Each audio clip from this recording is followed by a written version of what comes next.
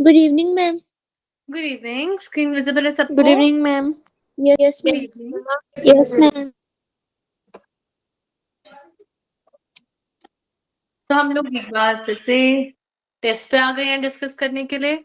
I hope सबने एक बार go through करा हो टेस्ट, ताकि आज अच्छे से समझ भी आएगा सब लोगों को। Yes, ma'am. आप लोग का टेस्ट वैसे ही काफी लंबा था। कितने क्वेश्चन है फिजिक्स में? ओके, ठीक है। 45 क्वेश्चन थे। ओके, एक एक करके चार कर। फर्स्ट वाले में अब सारे क्वेश्चन आई थिंक हम डिस्कस नहीं कर पाएंगे, क्योंकि ऑलरेडी हमारे पास सिर्फ 1 घंटे का टाइम होता है। 45 क्वेश्चन, तो मैं छोटा छोटा सब में ब्रीफ करूंगी, और जो क्वेश्चन आपको बहुत टफ लग रहा था उसको अगर आप चाहते हो तो मैं पूरा भी सॉल्व करके दिखा। क्लियर है सबको? Yes, ma'am. Yes, ma'am. तो फर्स्ट क्वेश्चन में हमारे पास दो वेक्टर्स हैं ए और बी, और हमें बताना था इनमें से करेक्ट ऑप्शन कौन सा है। तो Ma'am एंटी D. पैरेलल कौन सा ऑप्शन है? Ma'am D. डी ऑप्शन बोला है हमारे पास। ओके, तो अगर हम चेक करें यहाँ पे, तो हमारे पास जो फर्स्ट केस है वो तो वैसे ही पॉसिबल नहीं है। एंटी पैरेलल का मतलब एक, अगर कोई राइट साइड जा रहा है तो दूसरा लेफ्ट में जाएगा, पर यहाँ पे दोनों एक ही तरफ जा रहे हैं, है ना, Yes. कि दोनों पॉजिटिव डायरेक्शन में जा रहे हैं। फिर सेकंड ऑप्शन के हिसाब से दोनों का मैग्नीट्यूड सेम होना चाहिए था। आप वैसे ही देख सकते हो यहाँ पे 4 और 6 है, और यहाँ 2 और 3 है, तो इनके स्क्वायर करके हम ऐड करेंगे तो कभी भी मैच नहीं, तो ये ऑप्शन भी गलत हो गया था। फिर इन दोनों के मैग्नीट्यूड कंपेयर करें, तो इस केस में हमारे पास आई थिंक ये वाला भी फेल हो जाएगा। फिर जब क्रॉस प्रोडक्ट लेंगे हम आई जे के थ्रू, तो ये वाली कंडीशन हमारी सेटिस्फाई हो जाएगी, ए क्रॉस बी। ये किया था सबने? Yes, ma'am. Yes, ma'am. Okay. फिर हमारे पास सेकंड क्वेश्चन है, a particle shows distance time graph as shown, the maximum instantaneous velocity is around. Maximum velocity का मतलब है स्लोप मैक्सिमम होना चाहिए। वो कहाँ पे लग रहा है आपको स्लोप मैक्सिमम? यहाँ पे Ma'am D. D पे. डी पे लग रहा है। कि देखो यहाँ पे हमें कैसे देखना होता है स्लोप। स्लोप के लिए हम ऐसे स्ट्रेट लाइंस बना, और स्लोप हम निकालते थे tan थीटा से, याद है सबको? Yes, ma'am. Yes, ma'am. Yes, ma'am. जितना ज्यादा एंगल होगा उतना ज्यादा slope। तो हर पॉइंट पे लाइन बना, ए पे ऐसे आ रही थी, बी पे ऐसे आ रही है, सी पे और ज्यादा स्ट्रेट हो गई, और डी पे फिर लेट गई। तो डी पे तो एंगल छोटा हो गया ना जब हमारे पास ऐसे हो रहा है। Yes, ma'am. और सबसे ज्यादा खड़ी लाइन कहाँ पर है? इस सी पॉइंट पर। तो सबसे ज्यादा इंस्टेंटेनियस वेलोसिटी इस पर होगी। क्लियर है सबको ये? Yes, ma'am. Yes, ma'am. Yes, ma'am. फिर क्वेश्चन नंबर 3 है हमारे पास, a person aiming to reach exactly opposite point of the bank of a stream river is swimming with speed na at an angle 120 degree with the direction of flow of water। मतलब यहाँ पे पानी ऐसे flow कर रहा था इस तरफ, और एक आदमी है वो जा रहा है 120 डिग्री एंगल इस डायरेक्शन के साथ। तो मतलब ऐसे अगर मैं 90 डिग्री बनाऊं तो इस तरफ वो आदमी जाने की कोशिश कर रहा है, जैसे ये पूरा एंगल है 120 डिग्री, और उसको पहुंचना है इस कोने से उस कोने तक। ऐसे ही हो रहा है। Yes, ma'am. Yes, ma'am. आज हमें बताना था कि स्पीड ऑफ वाटर क्या है। तो ये क्वेश्चन ट्राई किया आप लोगों ने सबने? Yes, ma'am. यहाँ पे देखो, अगर हम बात करें तो यहाँ पे अगर ये पूरा एंगल 90 डिग्री है और ये पूरा 120 है, तो ये 30 डिग्री आएगा। Yes, ma'am. Yes, ma'am. और मेरे पास यहाँ पे बोला हुआ है कि वो कितनी स्पीड से जा रहा है, 0.5 से, मतलब ये वैल्यू 0.5 है। और अगर मैं देखूं स्पीड ऑफ वाटर अगर मेरे को निकालना है तो कैसे निकाल सकते हैं?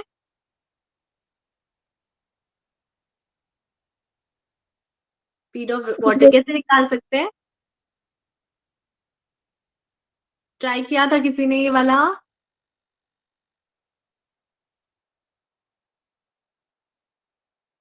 देखो हमारे पास ये जो 120 डिग्री है वो इस तरफ है, और मेरे को ये कंपोनेंट चाहिए कि वाटर की स्पीड क्या है। पर हमारे पास यहाँ पे आदमी की स्पीड तो अगर मैं ऐसे लिखूं कि मेरे पास यहाँ पे कौन सा कंपोनेंट आएगा, साइन थीटा या कॉस थीटा, पहले ये बता एंगल के हिसाब से हमें कौन सी स्पीड चाहिए, कौन से वाली चाहिए, बोलो।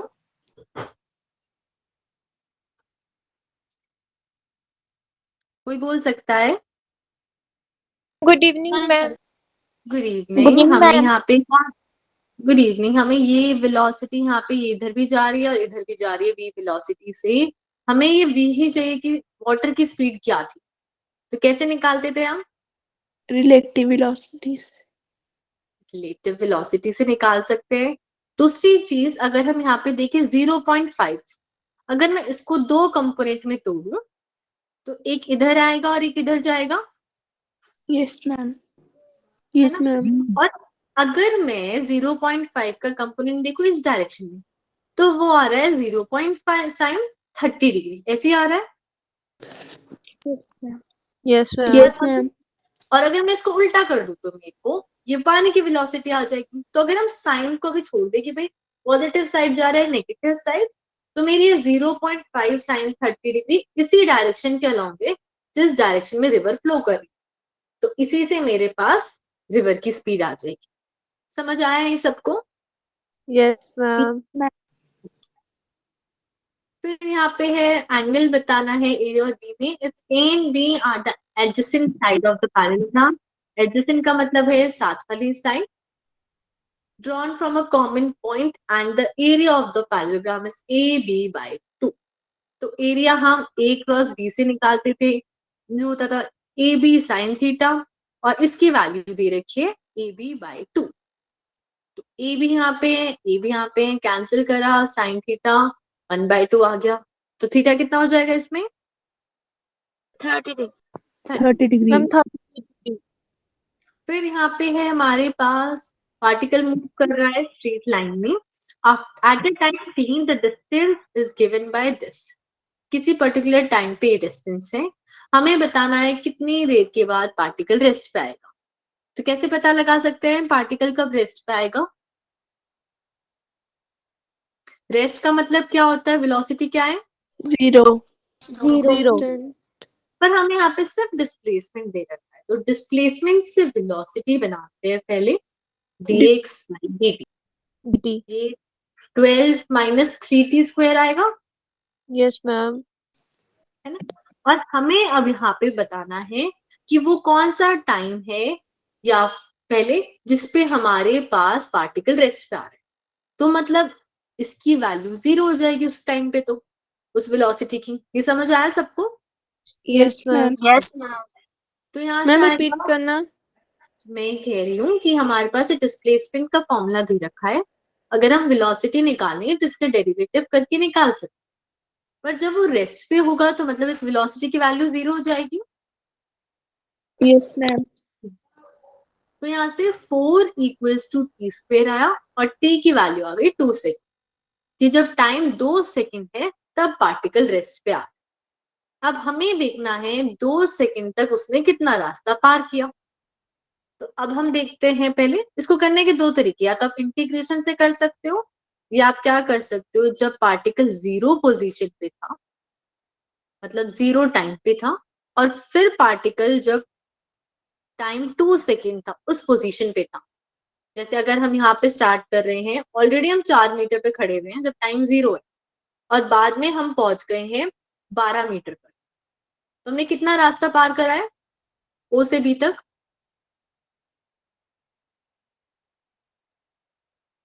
हम ऑलरेडी ये 4 मीटर पार कर चुके थे, फिर ओ से स्टार्ट करा और बी पे गए, और हमने टोटल 12 मीटर पार किया है। तो ओ से बी तक कितना पार किया है? 8 meter. 8 मीटर, है ना? तो हम यहाँ पे पहले चेक करते हैं, क्या जब टाइम 0 था हम 0 पे खड़े थे या कुछ रास्ते आगे खड़े थे। तो अगर हम इसमें टाइम की वैल्यू 0 पुट करें तो डिस्टेंस कितना आएगा?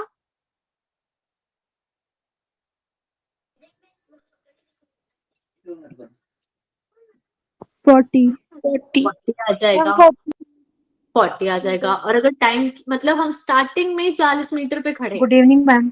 Good evening. फिर अगर हम टाइम को 2 पुट करते हैं तो क्या आता है?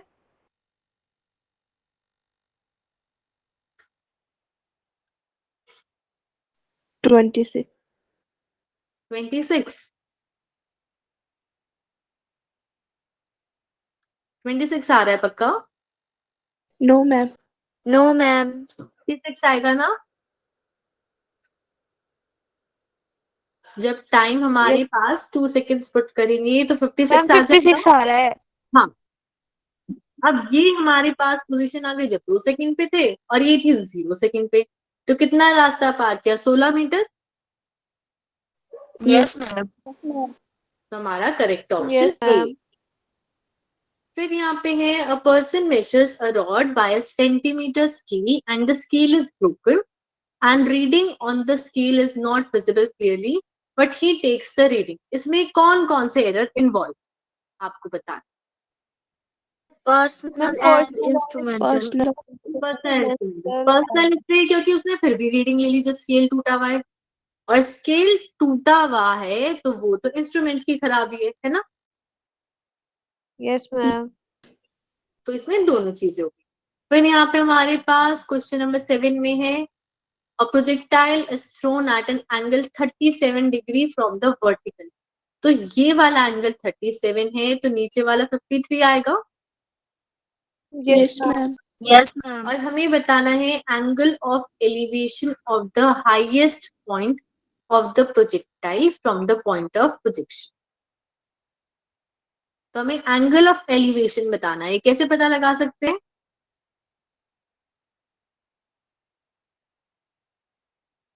कोई बता सकता है एंगल ऑफ एलिवेशन हम कैसे पता लगा सकते हैं?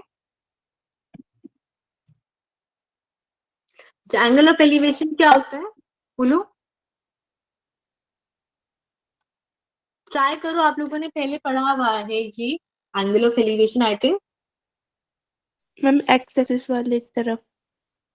एक्स एक्सिस वाला होता है या फिर जो ऊपर से देखते हैं वो वाला होता है? हम जो ऊपर से लिखते हैं। जो ऊपर से देखते हैं पक्का? चलो Yes, ma'am. डिस्कस करते हैं। अगर हमारे पास यहाँ पे हाईएस्ट पॉइंट तो ये वाला होगा ना जब हमारे पास मैक्सिमम हाइट है। Yes, ma'am. Yes, ma'am. और हमें यहाँ पे बताना है कि एंगल ऑफ एलिवेशन क्या है। तो पूछा कौन सा एंगल है, मैं ये पूछू, मैं यहाँ मल्टीपल एंगल बताती हूँ, फर्स्ट सेकंड, यहाँ पे ये मान लेते हैं थर्ड, ये मान लेते हैं फोर्थ। अब इनमें से कौन सा पूछा होगा आपके हिसाब से?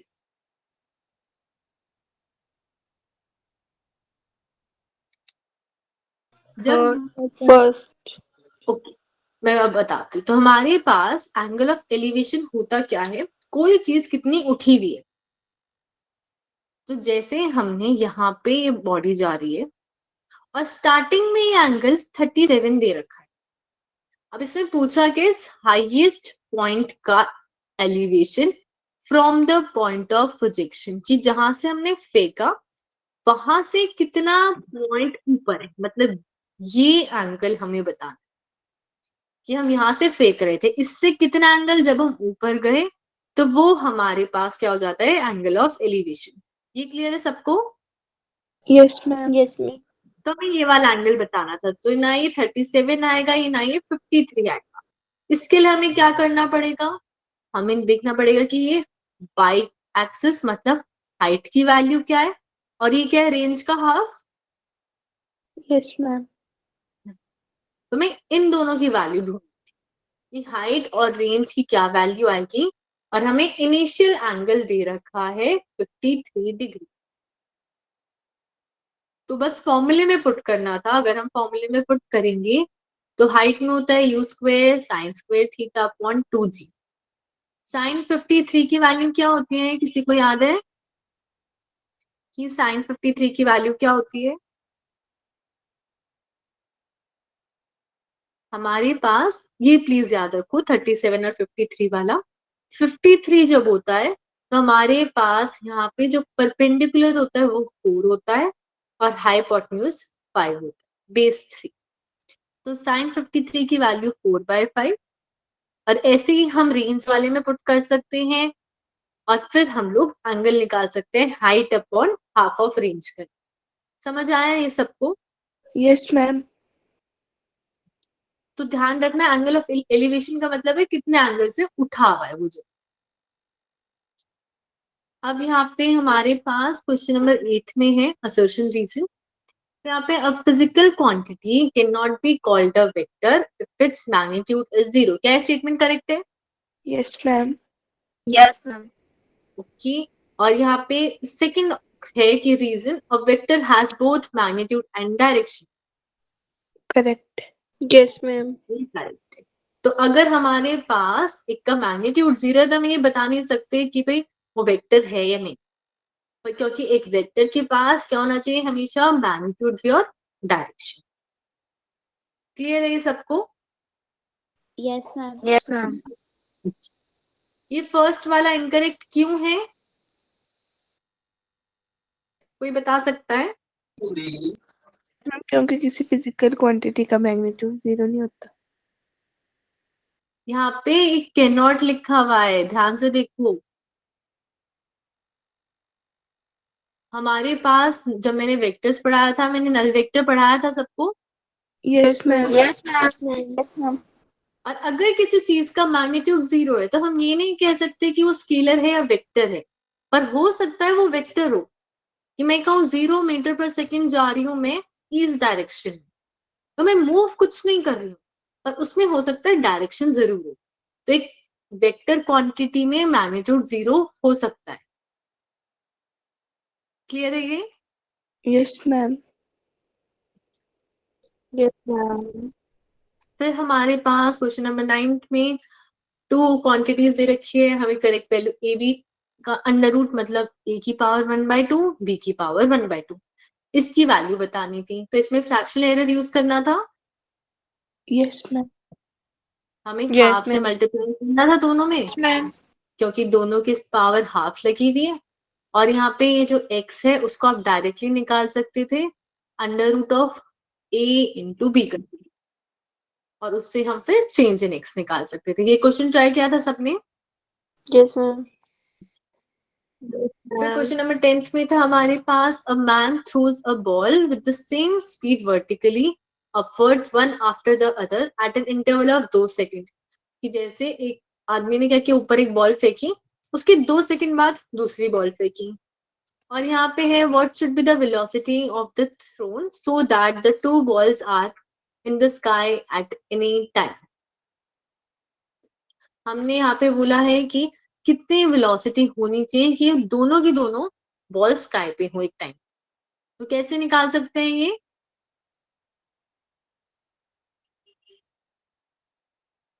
क्या जिसमें हम लोग किसी एंगल पे थ्रो कर रहे हैं या वर्टिकली थ्रो कर Vertically. वर्टिकली थ्रो कर रहे हैं, है ना? अब अगर हम चाह रहे हैं कि ये दोनों ऑब्जेक्ट्स हवा में हो तो इसका मतलब क्या है कि Time of जितनी flight. टाइम ऑफ फ्लाइट, हाँ बोलो।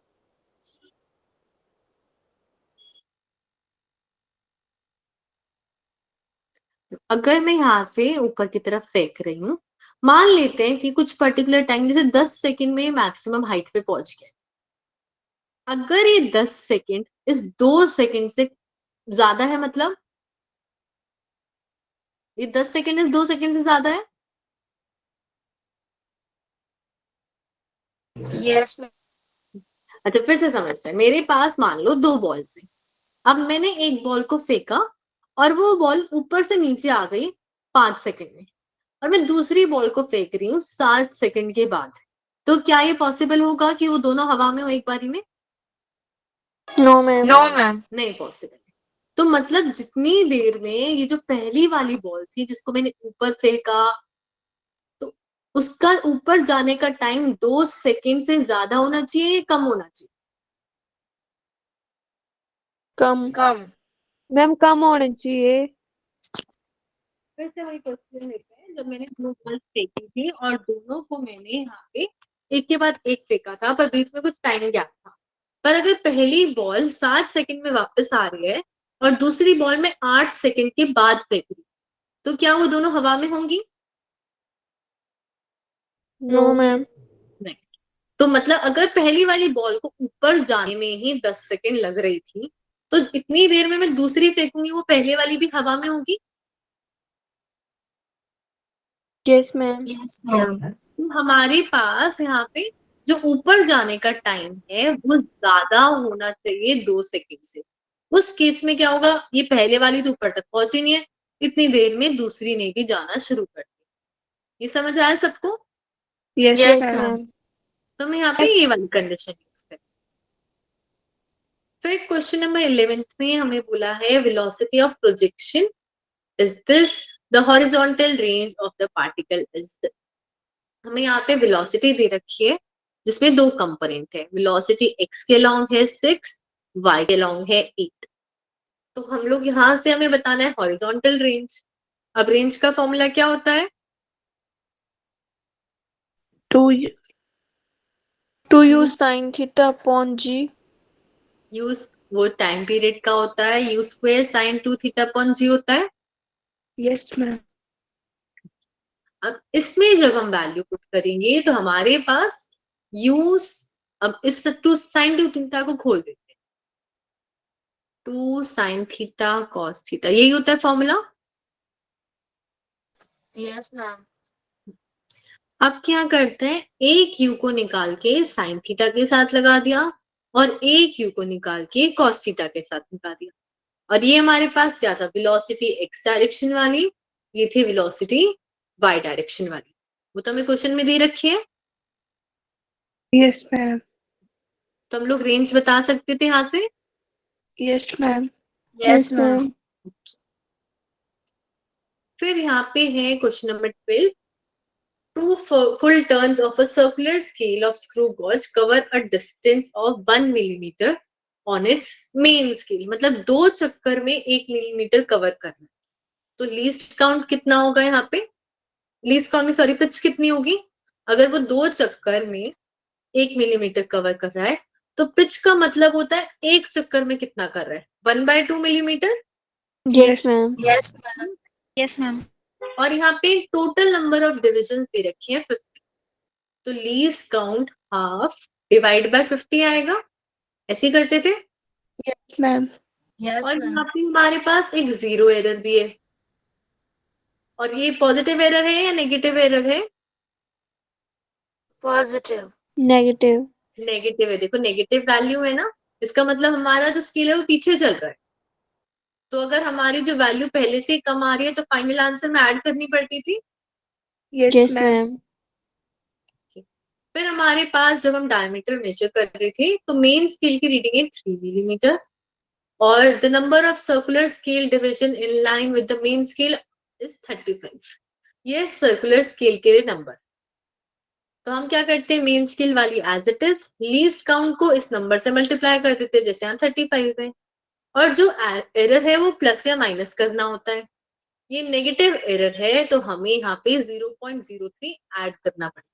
जैसे अगर वेइंग मशीन आपका वेट कम दिखाए 5 किलो से और वो दिखा रही है 40, तो आपको करेक्ट आंसर के लिए उसमें 5 ऐड करके 45 बनाना पड़ेगा।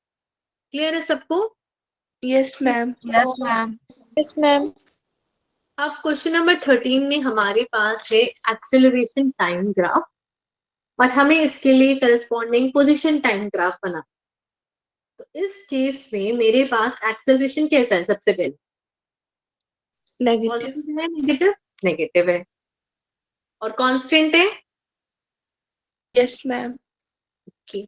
फिर हमारे पास इस केस में क्या है, वो एक्सेलरेशन पॉजिटिव। पॉजिटिव। Positive.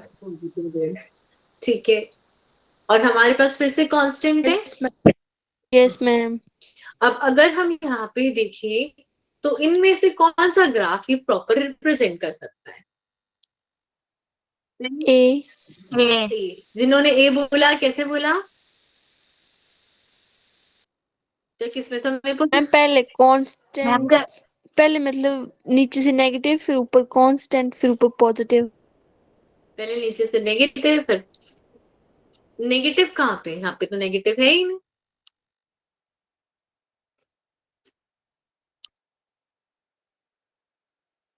देखो एक तो चीज है कि हमारे पास जो ग्राफ होता है एक्सेलरेशन और डिस्प्लेसमेंट का, ut plus half at square, तो अगर एक्सेलरेशन होता है तो डिस्प्लेसमेंट टाइम के स्क्वायर पे डिपेंड कर रही है, ऐसी होता है।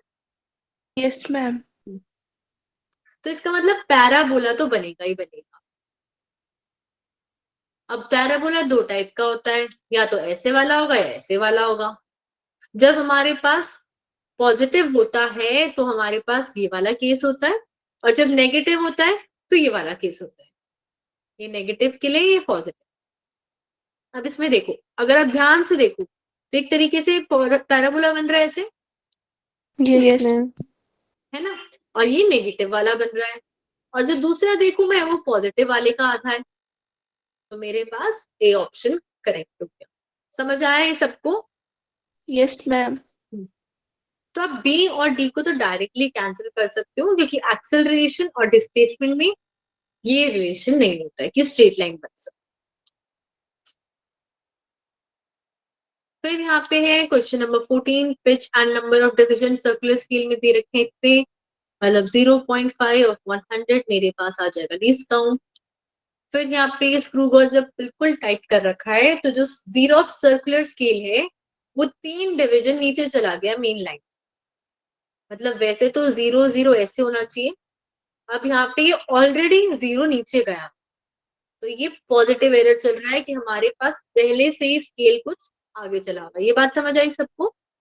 Yes ma'am. Yes ma'am. और वो कितना आगे चला हुआ है? 3 डिवीजन। हमें बताना है कि रीडिंग थिकनेस क्या होगी जब मेन स्केल की रीडिंग है इतनी और सर्कुलर स्केल के लिए नंबर दे रखा है 45। तो मेन स्केल वाली as it is, circular scale वाली को हम लीस्ट काउंट से मल्टीप्लाई कर देंगे, और जो एरर है जैसे आपके 3, उसको लीस्ट काउंट से मल्टीप्लाई करेंगे, पर क्योंकि ये पॉजिटिव एरर है तो हम इस वैल्यू को सब्ट्रैक्ट करें। क्लियर है सबको? Yes ma'am. Yes ma'am. Yes ma'am. फिर हमारे पास है A cap equals to B cap. Cap का मतलब यूनिट वेक्टर। Unit vector. तो हमारे पास दे रखा है ए वेक्टर डिवाइडेड बाय उसका मैग्नीट्यूड, ऐसे लिखते हैं unit vector, yes ma'am. Is equal to B vector upon B का मैग्नीट्यूड। तो यहां से अगर हम देखें तो हमारे पास क्रॉस मल्टीप्लाई करेंगे तो सीधा फोर्थ ऑप्शन आ जाएगा। क्लियर है सबको? Yes ma'am. Yes, yes ma'am. Ma'am. फिर यहाँ पे है two particles A and B are connected by rigid rod VB, the rod slides perpendicularly rails as shown here, the velocity of a to the left is 10 metre पर second. हमें b की velocity बतानी है जब angle alpha है, तो b ऊपर की तरफ है, a इस तरफ है, तो कैसे पता लगा सकते हैं?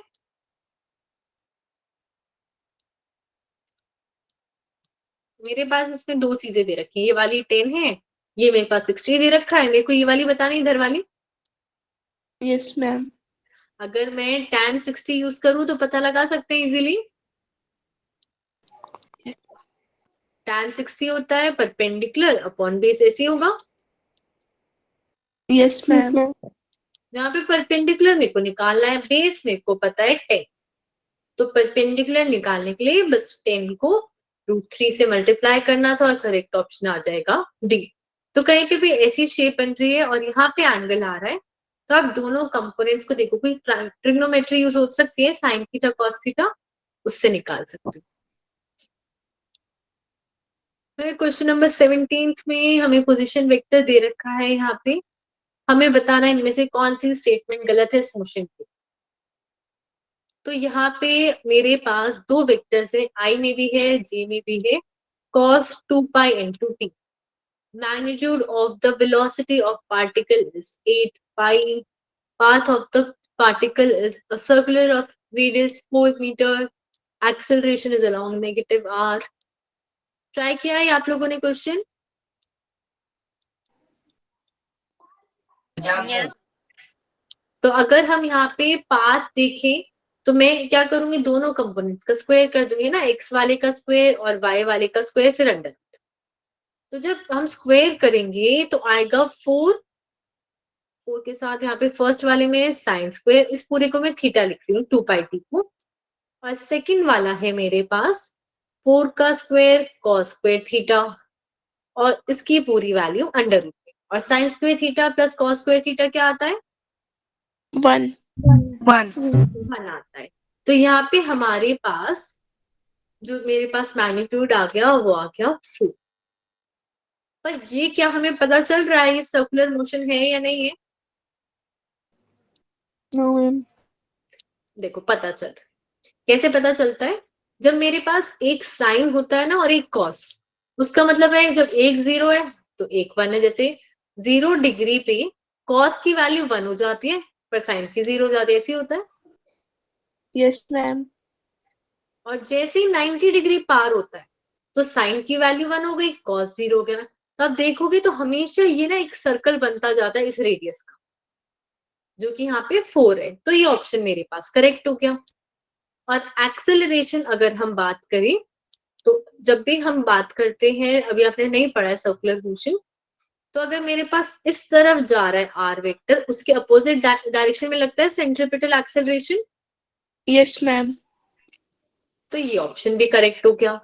और उसका मैग्नीट्यूड हमेशा ही होता है v² बाय r। पढ़ा है स्कूल में centripetal? Yes ma'am. Yes ma'am. तो उसका मैग्नीट्यूड भी आ गया।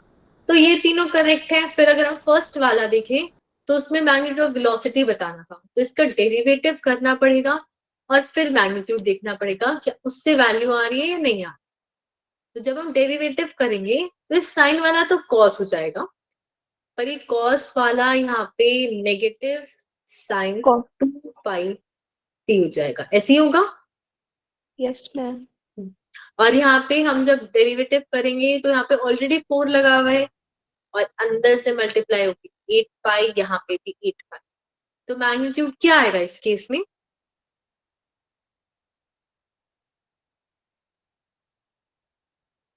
मैग्नीट्यूड क्या आएगा इस केस में?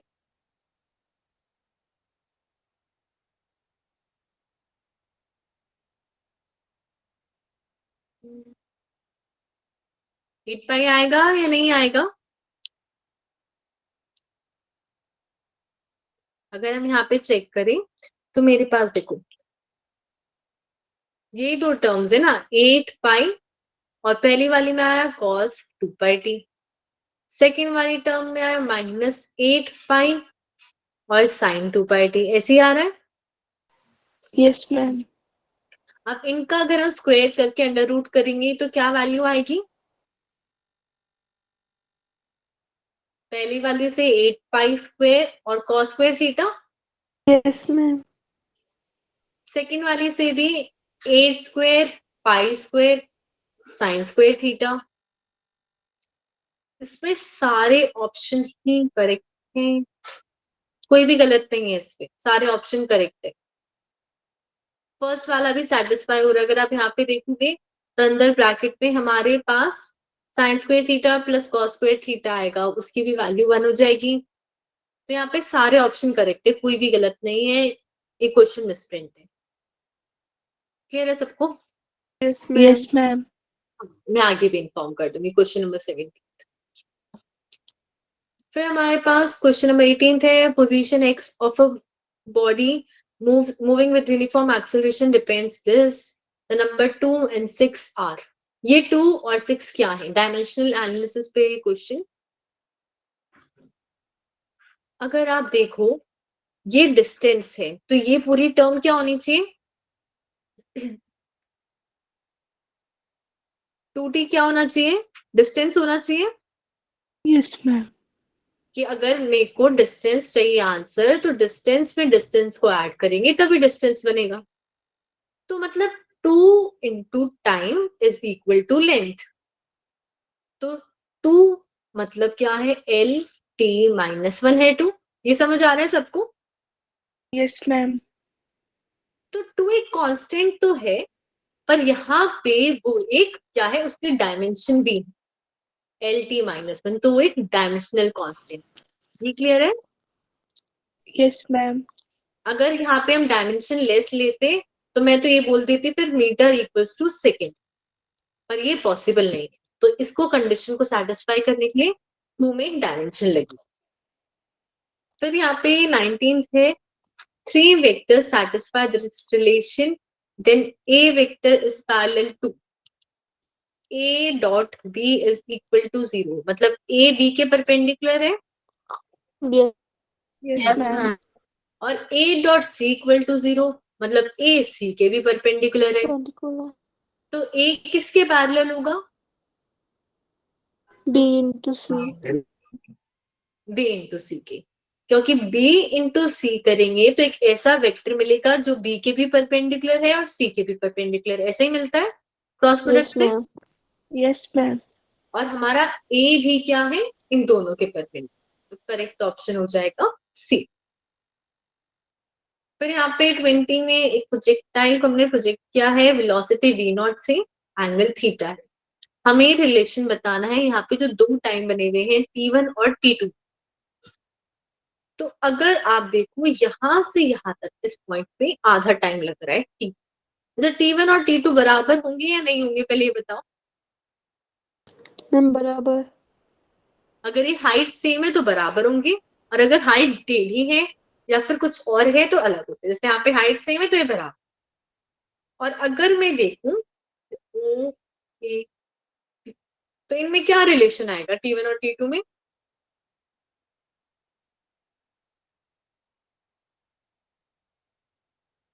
कोई बता सकता है T1 और T2 में क्या रिलेशन आएगा? तो यहां से यहां तक जाने का टाइम है T2 और यहां से यहां तक जाने का टाइम है T।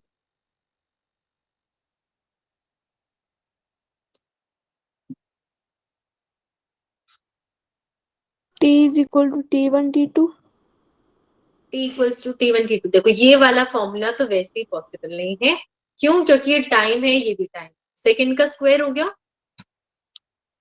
है ना, यस और यहाँ पे सिर्फ सेकंड आ रहा है, तो ये फॉर्मूला तो डायमेंशनली ही पॉसिबल नहीं। अब आपको बताना है कि फर्स्ट सेकंड और थर्ड में से कौन सा केस होगा। D फर्स्ट कौन बोला फर्स्ट? ओके, नवप्रीत एक्सप्लेन कर सकते हो पूरी क्लास को, कैसे आएगा फर्स्ट?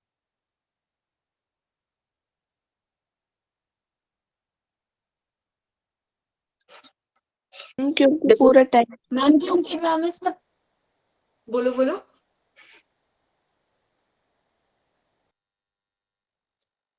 देखो यहां से ओ ए बी सी, ओ से ए जाने में अगर T1 टाइम लग रहा है तो बी से सी जाने में भी T1 लगेगा। यस मैम और टाइम ऑफ फ्लाइट हमारे पास कैपिटल T है, वो है ओ से बी तक जाने का टाइम प्लस बी से सी तक जाने का टाइम। ओ से बी तक दे रखा है क्वेश्चन में T2, और बी से सी तक हमने देखा सेम हाइट पे T1 हो जाएगा, तो ये हो जाएगा रिलेशन दोनों में। यस मैम हमारे पास करेक्ट ऑप्शन आ गया। फिर हमारे पास 21st में shortest fire from a point at distance of 200 metre from the foot of a tower, मतलब 100 मीटर हाई एक टावर था, उससे 200 मीटर दूर से हमने एक शॉट को फायर किया, so that it just passes over the tower horizontally. मतलब हमने क्या किया, एक शॉट को फायर किया, तो हमने कहाँ से फायर फायर एक तो फायर किया है यहाँ पे, ए पॉइंट से या बी पॉइंट से? बी B से बी पॉइंट से पार किया है। और हॉरिजॉन्टली इससे पार कर रहा है, मतलब क्या मतलब है यहाँ पे? एंगल बना रहा एंगल बना रहे वो तो ठीक है, इस लाइन का मतलब क्या है? सो that the shot just passes over the tower horizontally, ma'am वो मतलब टावर को क्रॉस कर रहा है हॉरिजॉन्टली। करेक्ट। यहाँ पे ये जो टावर है, जब हमने फायर किया वो इसके ऊपर से ऐसे जा रहा है, है यस मैम यही मतलब है कि यहाँ पे इस टावर के ऊपर से जा रहा है और हॉरिजॉन्टली उसे पार कर, और हमें बताना है कितना एंगल। तो हमें ये 100 मैक्सिमम हाइट दे रखी है ना एक तरीके से, यस मैम और हमें जो मैक्सिमम हाइट है वो है 200 मीटर, और ये जो मैक्सिमम हाइट तक का डिस्टेंस है वो है, सॉरी ये मैक्सिमम हाइट 100 मीटर है और ये जो मैक्सिमम हाइट तक का डिस्टेंस है 200 मीटर। अगर मैं इसका डबल कर दूं तो क्या मिल जाएगा मेरे को? रेंज मिल जाएगी।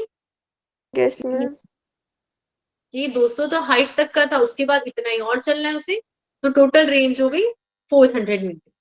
और दोनों के बीच में हमारे पास रिलेशन है और हम एंगल बता सकते हैं। और आपको वैसे भी पता है जब हमारे पास हाइट 1/4 ऑफ ये आती है रेंज, तो एंगल कितना होता है 45 डिग्री। 45 डिग्री। ठीक है, तो यहाँ पे डायरेक्टली आप कर सकते हैं। तो क्वेश्चन नंबर 22 में particle of mass m is rest, यहाँ पे फोर्स लग रहा है और हमें बताना है स्पीड विच इज डिपिक्टेड। इनमें से कौन सा कर्व हमें स्पीड बता रहा है? तो फोर्स के फॉर्मूले में स्पीड कहाँ से लाए? मास इनटू एक्सेलरेशन होता है, यस Yes, मैम। और acceleration Yes, dv ma'am. dt होता है। तो अगर मैंने ये वाली इक्वेशन यूज करी तो मैं dt को राइट साइड ले जा सकती हूँ, और राइट साइड मेरे पास ये पूरा फोर्स का फॉर्मूला है, और दोनों साइड अगर हम इंटीग्रेशन करेंगे तो हमारे पास क्या आ जाएगा?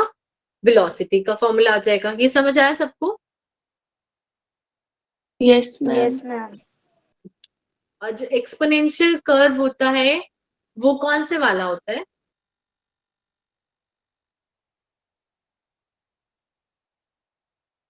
एक्सपोनेंशियल कर्व ऐसा भी नहीं होता है, ऐसा भी नहीं होता है, या तो सी ऑप्शन होगा या फिर बी ऑप्शन होगा। दोनों में फर्क क्या है? ये यहाँ पे जो मैक्सिमम पॉइंट है वो F0 MB नहीं है, उससे कुछ ऊपर है ना। और इस केस में जो मैक्सिमम पॉइंट है वो ही F0 MB। ये समझ आ रहा है सबको? Yes Yes, ma'am. ma'am. तो जब हम यहाँ पे इंटीग्रेशन करेंगे तो लेफ्ट साइड में तो मेरे पास बस क्या आ जाएगी टर्म लेफ्ट साइड में जब इंटीग्रेशन करेंगे? Mass into velocity. Yes ma'am. Yes, ma'am. और राइट साइड से जब मैं इंटीग्रेशन करूंगी तो F0 कांस्टेंट है, और एक्सपोनेंशियल का जब हम इंटीग्रेशन करेंगे, अभी आपने नहीं पढ़ा है कैसे करते हैं, तो यहाँ पे डिवाइड में इस सेम टर्म आ जाती है एक्स्ट्रा B1। ये प्रॉपर इंटीग्रेशन का तो हमारे पास ये रिलेशन आएगा कुछ। और यहाँ पे इसके साथ एक टाइम नहीं लगेगा क्योंकि ऑलरेडी एक्सपोनेंशियल में टाइम, तो वो जो dt था वो यहाँ से हट जाए।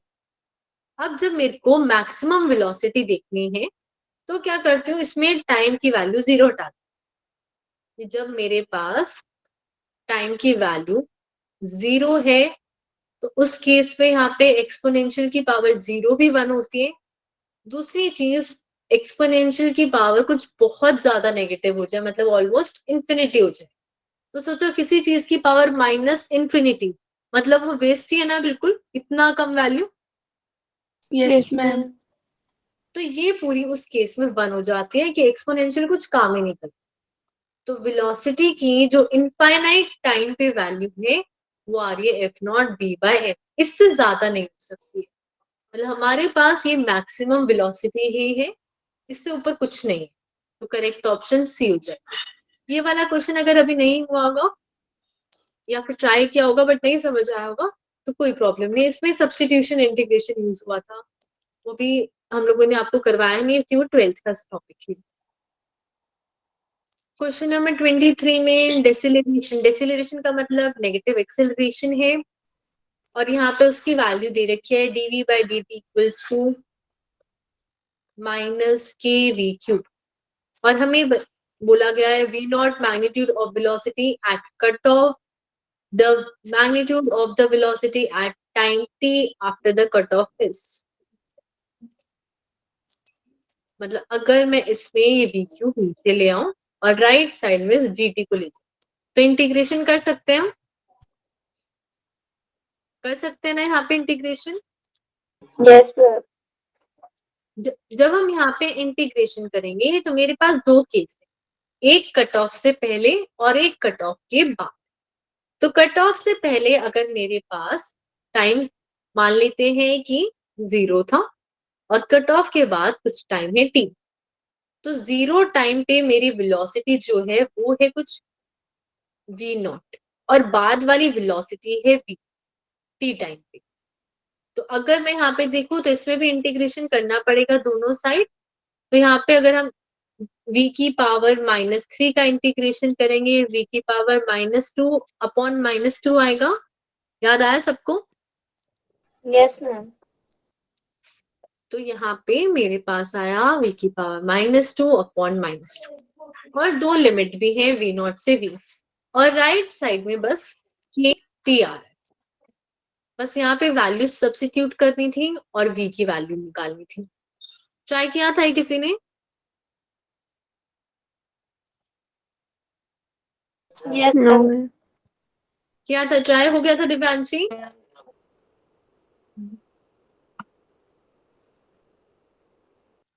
देखो मैं आपको बता देती ये वाला जब हम पुट करेंगे इसमें अपर लिमिट तो मेरे पास आएगा v की power -2 upon -2। Lower limit put करेंगे तो माइनस एक पहले से लगा हुआ है ये और साथ में एक और आ गया v नॉट की पावर -2 अपॉन 2 और इसकी वैल्यू है -k। यहाँ तक समझ आया सबको? Yes ma'am. Yes, ma'am. Yes ma'am. अब क्या करते हैं एलसीएम ले लेते हैं। यहाँ से 2 आया v नॉट की पावर -2 प्लस v की पावर -2 और इस 2 को अगर मैं राइट साइड ले जाऊं तो -kt हो जाएगा और फिर अगर हमें वैल्यू निकालनी थी बेसिकली इस वेलोसिटी की तो अब हम क्या करते हैं इन दोनों को हम लोग सॉल्व कर सकते हैं कि ये मेरे पास है 1/v0² plus 1/v² equals to k और यहाँ पे एक माइनस साइन एक्स्ट्रा है इस वाले में माइनस साइन है तो हम लोग अब एलसीएम लेके सॉल्व कर सकते हैं वेलोसिटी निकाल सकते हैं। Yes ma'am. Yes, ma'am. 25th question देखते हैं। हमारे पास यहाँ पे क्यूब है और हमें दो पॉइंट्स दे रखे हैं जी और एच दो अलग अलग फेसेस के सेंटर मतलब जैसे कि एक क्यूब है और इसका एक फेस लूं मैं जिसपे सेंटर पे है जी तो सेंटर का मतलब है अगर ये पूरी साइड ए है तो ये a/2 पे यही मतलब है। Yes ma'am. Yes, ma'am. और ये वाली अब हमारी एक्सिस है z वाली और ये वाली हमारी एक्सिस है x वाली दोनों एक्सिस है रखी। तो अगर मैं देखूं ये जो वेक्टर है ओ से जो जा रहा है उसकी वैल्यू क्या तो ओ जी वेक्टर में देखूं तो उसके लिए मेरे पास z एक्सिस में उसने रास्ता पार किया a/2 तो उसके साथ में लिख सकती हूँ k क्या। ऐसे ही x एक्सिस में उसने रास्ता पार कर रखा है a/2 तो उसके साथ लिख सकती हूँ i क्या। ये समझ आया सबको? Yes ma'am. Yes, ma'am. ऐसे ही ये जो h वाला फेस है उसके लिए भी ये सेम चीज है और z और y है बस इतना फर्क है। तो ओ एच वेक्टर हो जाएगा a/2 k cap plus a/2 j cap. अब हम ऐसा क्यों कर रहे हैं क्योंकि जब हमने डिस्प्लेसमेंट वेक्टर पढ़ा था दो वेक्टर्स के लिए और ये था r1 ये था r2 और मेरे को ये निकालना होता था तो r2 माइनस r1 करते थे। Yes ma'am. तो ऐसे अब मेरे पास दो वेक्टर आ गए ये वाला भी और ये वाला भी तो अगर मेरे को इनके बीच का वेक्टर निकालना है तो इनको सब्ट्रैक्ट कर देते हैं। आप कोई से मेरे से भी कोई सा भी कर सकते हो एक ही ऑप्शन मैच करेगा फिर भी जैसे के वाली टर्म तो दोनों सब्ट्रैक्ट ही हो जाएंगे बचा क्या जे वाली और आई वाली वो भी नेगेटिव साइन के साथ। तो फर्स्ट में आई के है यहाँ पे के आई है यहाँ पे जे के है तो सेकेंड ऑप्शन हमारा करेक्ट हो जाए। क्लियर है सबको? Yes ma'am. फिर हमारे पास क्वेश्चन नंबर 26 है। A person takes t1 second on the stationary escalator to cover some distance मतलब अगर जो एस्केलेटर है वो रुकी हुई है मतलब उसकी खुद की वेलोसिटी जो है भी उससे वो t1 सेकेंड में पार कर पा रहा है। The person takes t2 seconds in the moving escalator to cover same distance by same velocity. If person is at rest on the escalator, then time taken by him to cover same distance is. तो देखो जब पहला case था जब वो escalator रुका हुआ था तो हम मान लेते हैं कि उस आदमी की वेलोसिटी है v और जिस एस्केलेटर की वेलोसिटी है वो है ve। तो जिस केस में एस्केलेटर रुका हुआ था उसने पार किया मान लेते हैं एस्केलेटर की लेंथ l और टाइम t1 में ऐसे ही हो रहा है। Yes, ma'am.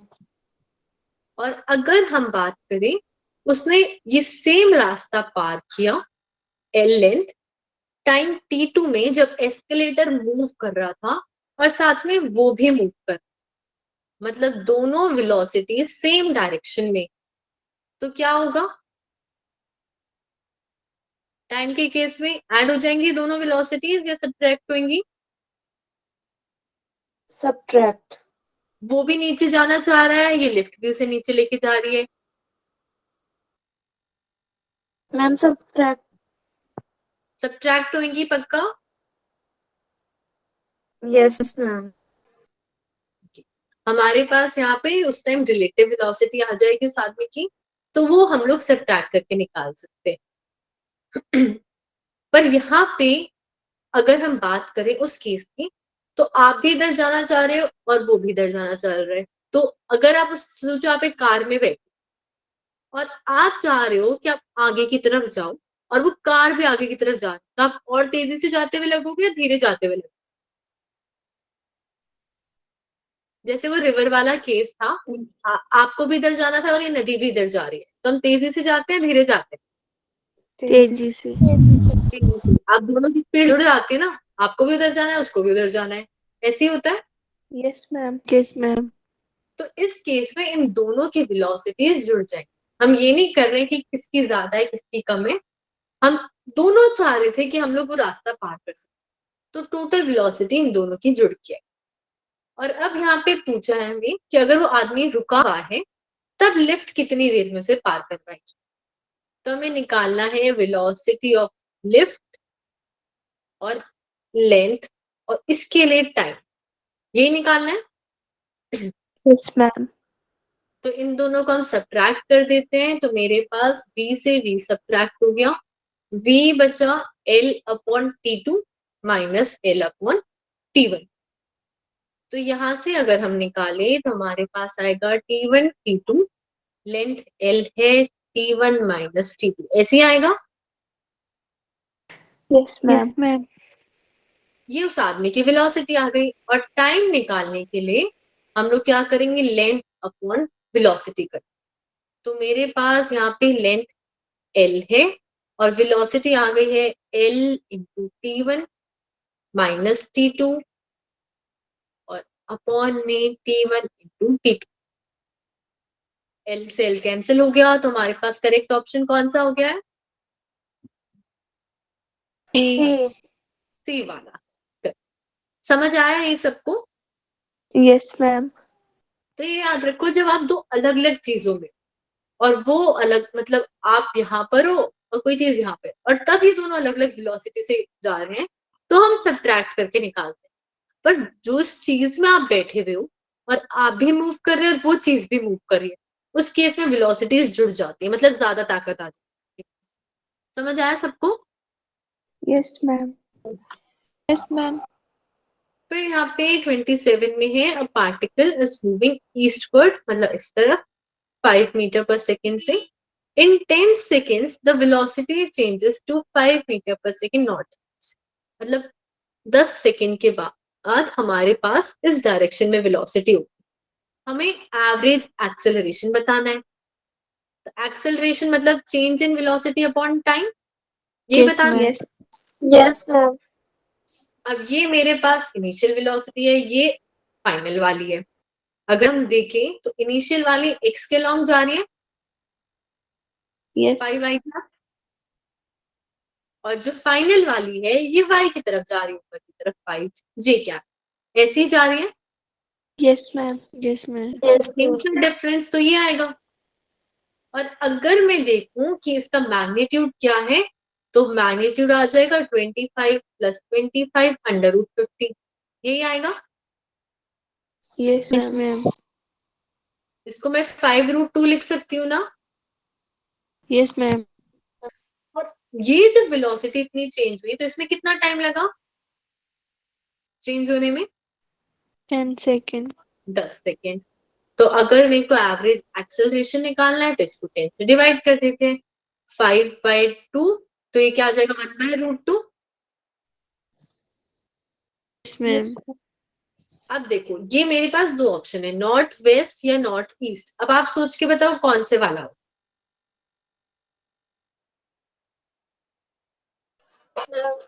वेस्ट। ये जो वेक्टर है इसके ऊपर एरो किस साइड पर? वेस्ट। ऊपर। ऊपर की तरफ बनेगा, बिल्कुल करेक्ट। देखो ट्रायंगल लॉ याद है कि ये दोनों सेम तरफ होते हैं, उसके अपोजिट साइड ऐसे आता है arrow. Yes ma'am. Yes, ma'am. तो ये एरो तो मेरा राइट साइड में जा रहा है, राइट साइड में ईस्ट होता है या वेस्ट होता है? ईस्ट। ईस्ट। ईस्ट होता है। पर अगर हम यहाँ पे इस चीज को देखें कि अगर हमने डायग्राम से समझा ठीक है तो वैसे बन जाए, पर वेलोसिटी एक्चुअली में तो एक्सेलरेशन तो इससे बन रहा है ना। Yes ma'am. तो टोटल वेलोसिटी अगर हम देखें तो ठीक है भाई, इन दोनों का रिजल्टेंट कुछ ऐसे आएगा, पर रिजल्टेंट तो इन दोनों का ऐड होके आता है। पर यहाँ पे हमने सब्ट्रैक्ट वाली चीज करी है, तो ऐसे कंफ्यूज मत हो ना। जिस चीज की हमें डायरेक्शन बतानी है उसी के देखते हैं। तो इसमें मेरे पास x y -x -y positive है पर x नेगेटिव है, ऐसा ही है। Yes ma'am. यस। तो वो मेरे पास सेकेंड क्वाड्रेंट में। और अगर हम डायरेक्शन वाइज देखें तो ये नॉर्थ साउथ, ये वाली ईस्ट, ये वेस्ट, मतलब नॉर्थ वेस्ट डायरेक्शन। समझ आया सबको? Yes ma'am. Yes, ma'am. तो मेरे पास करेक्ट ऑप्शन नॉर्थ वेस्ट हो गया। और ये जो बन रहा है ये इन दोनों का रिजल्टेंट बन रहा है। अगर इन दोनों को जोड़ दी तो कहाँ पे आ रहा था, पर यहाँ पे हमने सब्ट्रैक्टेड वाली वेलोसिटी ली है, एक्सेलरेशन की।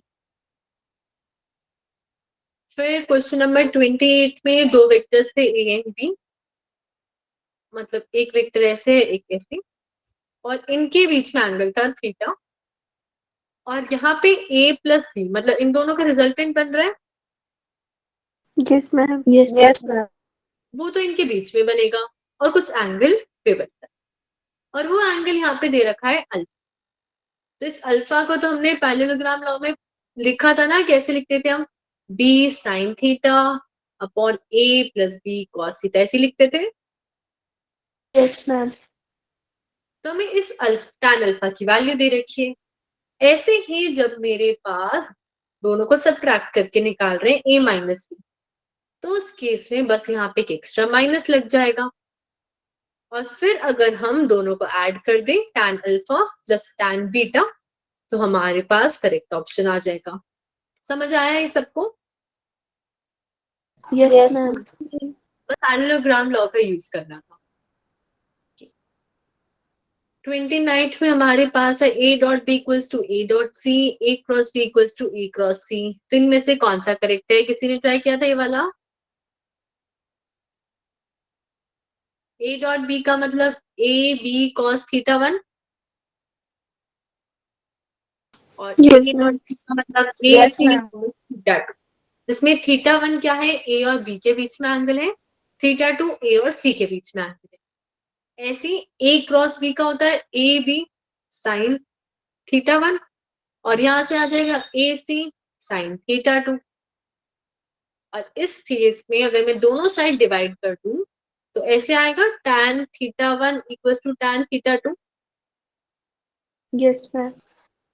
तो ये कौन से केस में पॉसिबल है? ये tan theta 1 equals to tan theta 2। अगर ये दोनों चीजें इक्वल है तो इसका मतलब है या तो ये पूरी की पूरी जो चीज है, ये एंगल भी और ये अमाउंट भी बी और सी तभी पॉसिबल है। Yes Yes, ma'am. ma'am. जैसे अगर मैं एंगल इक्वल कर दूं तो मेरे पास ये कंडीशन आएगी ए बी इक्वल्स टू ए सी। तो फिर ए और ए तो इक्वल ही है, बचा क्या बी और सी, मतलब बी वेक्टर और सी वेक्टर इक्वल है। या फिर अगर ये दोनों चीजें हमारे पास इक्वल है तो इसमें भी पॉसिबल है कि मेरे पास 0 × 5 भी 0 होता है और 0 × 7 भी 0 होता है। क्लियर है सबको ये? Yes, ma'am. Yes ma'am. तो करेक्ट ऑप्शन हमारा फर्स्ट आ जाएगा कि या तो भाई ए 0 है, क्योंकि 0 को अगर मैं किसी भी चीज से मल्टीप्लाई करूंगी तो आंसर 0 आएगा। या फिर ये जो दो वेक्टर्स हैं बी और सी, वो दोनों इक्वल। क्लियर है सबको? Yes Yes, ma'am. ma'am. Yes ma'am. तो इसके आगे अगर आप चाहते हो कोई पर्टिकुलर क्वेश्चन जो मैं सॉल्व करवाना चाहूँ तो मेरे को नेक्स्ट क्लास में बता देना, वो वाला भी ले लेंगे। क्लियर है सबको? Yes ma'am. Thank you ma'am. यहाँ तक कोई डाउट है किसी को? No ma'am. No ma'am. Thank you then everyone. Thank you, ma'am. Bye, ma'am. Bye bye.